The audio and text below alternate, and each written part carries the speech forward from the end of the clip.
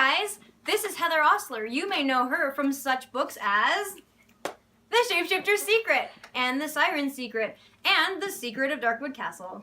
Oh my gosh, did I get that title right? I think you got them all. Because that would be really sad if I didn't. No, that's incredible. Oh boy. Heather's a super famous author with mermaid hair and her own t-shirt company, and she's pretty much the most legit fantastic person ever. Oh my gosh. So okay. there you go. Well, that was just the nicest thing ever. This is, ta-da, Shannen Crane Camp. She's an actress, superstar, songwriter, parody maker, and has written thousands of books. And I won't be able to say them all. But today I want to feature Pond. This was just released. Yes? Yes. And it's amazing. And look at this cover and how beautiful it turned out. So, go check out Pond. Yay! Yay! Okay, so this YouTube, we're kind of just winging it, but it's going to be frequently asked questions that we get. Yep. This, totally unscripted. So, yeah. Be ready for that. Yeah, so it's just might a be little all over the place. Frequently asked questions that people ask us about writing and being authors. Okay. I like it. So, starting off, jumping right in, people always want to ask, how did you get published? So I'll ask you first, how did you get published, or what do you tell people when they're like, whoa, you're an author? Awesome!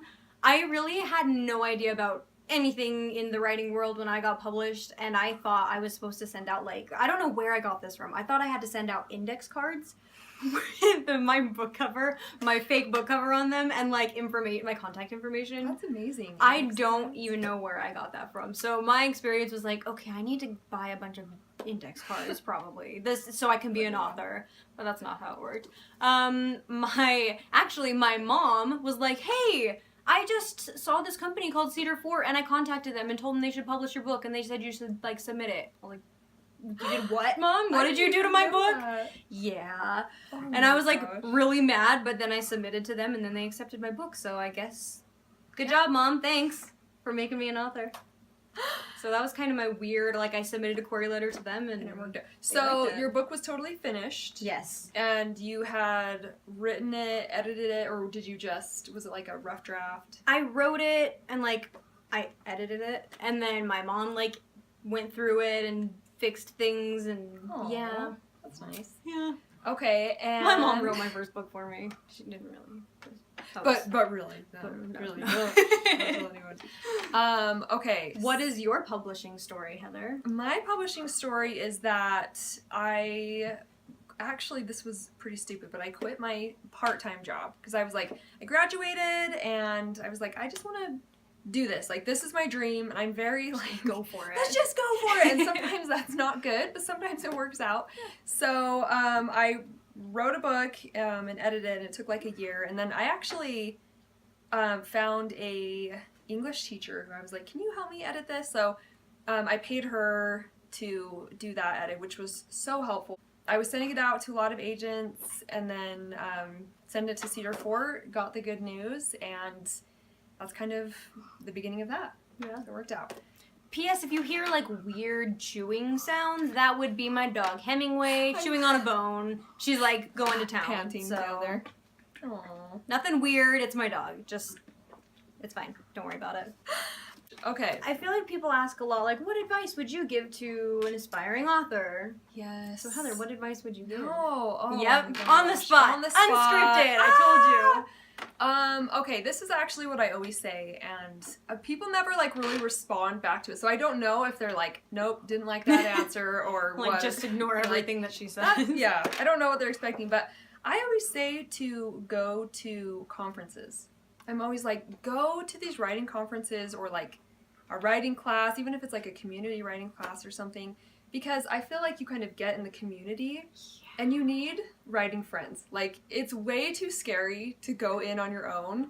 You really need a writing friend. And, like, once I found my writing people that, like, speak my language, everything got so much better. Because you need to talk about, like, just everything. And everything's very, like, mysterious, I feel like. When you're trying to get published, you're like, is this right? Is this a book? Yeah. You don't know. So I always say go to conferences. And there's like, a lot in Utah.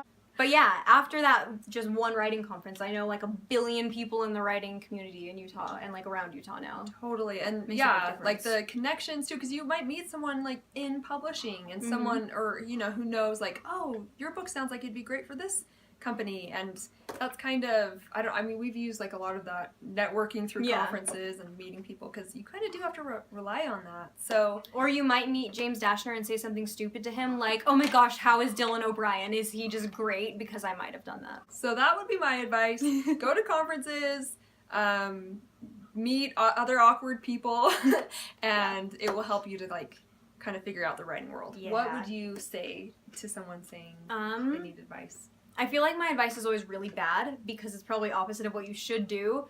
But I always say just write what you love, even if there's not a great market for it. Like I wrote Pwned, and when I wrote it, like gamers were not like cool. Like now I feel like us gamers and nerds, it's like, yeah, we're cool acceptable. Thing. It's cool. But when I wrote that, it was not. It was still like, you should be ashamed that you're a nerd. But I didn't care, and I just wrote it anyway, and eventually, now there's a market for it. So even if there's, like, not a market for your, I don't even know, baby vampire zombie book, like, just write it anyway, and eventually there will be, because it's a struggle to write something you don't love. It's true, and I think that's a really good point about, like, you have to be passionate about it, because I've started a few books where I'm like, I think there's a market for this, or this would be, like, logically, it makes sense. And all the time. You're not going to finish it. Like, it doesn't work out that way, because if you feel like it's work, you're like, okay, 90,000 words to go, and I'm hating, like, it doesn't work. Or you get yourself stuck in a trilogy, which I loved writing my sugar-coated books, but I started writing them because I felt like, oh, dystopian's a big thing right now, there's a market for it. And those were some of my hardest books to write. And it wasn't because I didn't love them, but it was because it wasn't really where my heart was at the time. So it's just harder. Like, and you can do it. Trudge through it, but it feels like writing like high makes it feel paper. like work. Yeah, instead of like, oh my gosh, I can't wait to go home and write this thing that's so awesome. Yeah, that's really, really good advice. Okay, so next question, and kind of like, I don't know, kind of a hard question. Yeah, I know what you're gonna say already. Okay, here it comes. When people ask you, so how much money do you make? Are you like rolling in the dough? Yeah, there's not a great way to like approach this topic, I feel like. It's true, but people are always, like, that's one of the first things they want to know is like, how much money do you make? Which is kind of awkward. Like, it when is someone a little approaches awkward. you straight off, I get that a lot. I would never ask you that at like your 9-to-5 job. I'd never be like, so how much do you make per hour? Yeah, but it is a little weird. There's something about like these artistic jobs, like it's artsy, so it's this mysterious, like, what do you mean? Yeah, so people are always dying to know, and they want to know if they become an author, if they can like have a sustainable quit their job. Like, yeah, that's what I always want to know. Can I quit my job and just do this full time? It looks like a lot of fun. Can I do that? So I'll let you start off. So it's hard because it's different for everybody. Like really different. Really different. There are some people that it's like, you are never gonna have to work another day in your life, and you don't even have to write another book and you'll be fine. Which is J.K. Rowling, basically. Right. Which is like, you get an advance check. Yeah. Royalties. Exactly. And then on top of that, your movie deal and all this stuff. Mm-hmm. And then there's like the in-betweeners, I feel like, they have a lot of books out there, they're successful, they're doing fine. I'm assuming they probably don't work. And then there's people like me, who I work part-time, and what I make on books is always varied, because I have like 3 different publishers, plus self-published books, so I have like tiny bits of money coming in from all over the place. Right. Which makes it hard to keep track of how much you're actually making until you have to do your taxes, which are a nightmare. Yeah. But I feel like to start out, I wouldn't just up and quit my job, because that's a really scary move. Yeah. And writing, luckily, is something you can do anytime you want. Like, for years, until like a couple months ago, I was working 40 hours a week, and then I'd come home at night and I would just write for a couple of hours. And I got 9 books published that way. So it's possible to do it while you're working, and it's probably smart to test the waters a little bit and see how much you're gonna make before you quit your job. I think that's perfect, and Shannon's kind of the perfect person to ask, because like she said, she has a lot of like different publishers, and she's great at like self-publishing, and so she knows there's a lot of different ways to do it. And I think that's really a good idea to kind of figure that out, because I don't know, and a lot of authors get really creative, and they're like teach classes that they I don't know, like community classes to like get supplement paid. their income. Yeah. They'll start t-shirt companies. Yeah, right? Whatever you have to do to make it work. Yeah, like for me, there's been a few times where I've been a contest judge, which was really great. And I did get paid for it, which was cool. I mean, it was still a lot of work, and I was like stressed out about it, like, oh my gosh, I have to give good feedback. But it was nice to like be like, okay, that was like something I could do hourly and get paid for it versus like just waiting for a royalty check. And you never know when they're coming. Yeah, you don't know when they're coming. Well, I mean, you do, but you do. don't know what to expect. Like, if you just launch a book, you'll see, I feel like, for me at least, like this big, awesome check, or it feels awesome. Yeah. You know, compared to nothing, you're like, feels hey, awesome. I got something. But usually royalty, like, it's pretty little. And I think, especially self-publishing, I never know when my self-publishing ones are coming. They just deposit it right into my account, and it'll be like, $14, $20. That's like pretty common. Like, to get a $50 check, if you have like if you're through like a small publishing house, and you have a typical, what is it, like 10 to 15% royalties, I feel like it's pretty common to see like less than what, $100? Like, you can get like $50 to $100 checks usually. Yeah. I did once actually get a check for $2, like a physical in the mail check, and it was from my Amazon like Kindle self-published books in Australia, or like some weird. It was like, oh, you got some like two people in Australia bought your book. There you go. I was like, oh, okay. So I felt kind of funny going to the bank, and I was like, here's my check for $2. I'm an author. Can't you tell? Yeah. But that's like pretty realistic, is that I don't know. I think that's really great advice, like to start doing it. It's something you can do at home. You can find it. Like for me, I do it during nap time, and that's all I can pretty much do. Her baby's nap time, not hers. Yeah, I was like, no, I only get like 2 hours if I'm lucky of nap time, and like that's when my house is like a disaster or whatever, but I'm like, this is my writing time.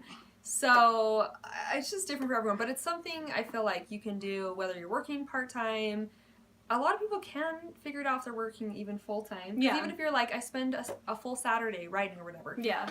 But, so you just find that time. That's what I did for a long time. Yeah, it doesn't have to be 9 to 5. Like, if that's what you want it to be, great, but... Plus, it's really hard to sit down and be like, okay, from this hour to this hour, I'm going to write every day. Because some days you get up and you're like, I'm really mad and everyone in my book is going to die if I start writing. It's true. Yeah. So you have to kind of go judge your mood before you sit down. You can't, like, force it to come. And I've tried that before. Like, it's just not happening. It is painful. Yeah. And it's not fun. And the more books that you write, the more...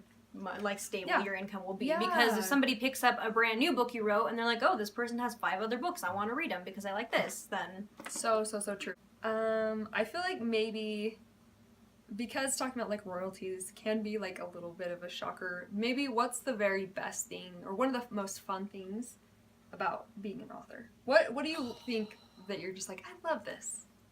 This is the best. Everything about it is probably the best. I love being able to create. Like, I feel weird saying this, but I'll come home sometimes and I'm like, I really need to create something right now. Like, whether it's music or, like, writing or something, or playing Guild Wars and making a new character because I'm an alcoholic. Alternate characters, not an alcoholic. Just to clarify. I'm not that kind of an author. Yeah, but I just love to create, so it's so fun for me to be like, oh my gosh, I'm going to create these 2 people out of thin air and, like, give them a whole story, and all of a sudden they are real, like, to me, you know? It's so cool to, like, have total control. It's, like, the socially acceptable way for an adult to play dress up, basically. Yes! Oh my gosh! And for someone who still does play dress up... These girls right here. Okay, we both play dress up. Maybe that's why we're like, this is going to be our job, because... we can basically... It's like playing house in your mind. Yeah, it really is. And it's fun. It's such like a great outlet. And there's nothing better than like hearing a song or seeing a picture or something. You're like, story, I've got it. Exactly. It's amazing. Or I feel like every time you write, no matter what it is, you do become a better author. Even if it's crap or you never come back to... I have a lot of stuff like that I'm like, what was I thinking? But like... You learn from it. And you grow and you find out your style as you go. So, okay, so those are some of the most frequently asked questions. If we didn't answer a question you have, say so in the comments and we will make another one of these super awkward videos. Yeah, because, Because there is no end to this awkward right now, let me tell you. Nothing. We have an abundance. Thanks for watching, guys. I feel like nothing signs off an awkward video better than Phasma and Kylo and us in an awkward Star Wars dance party.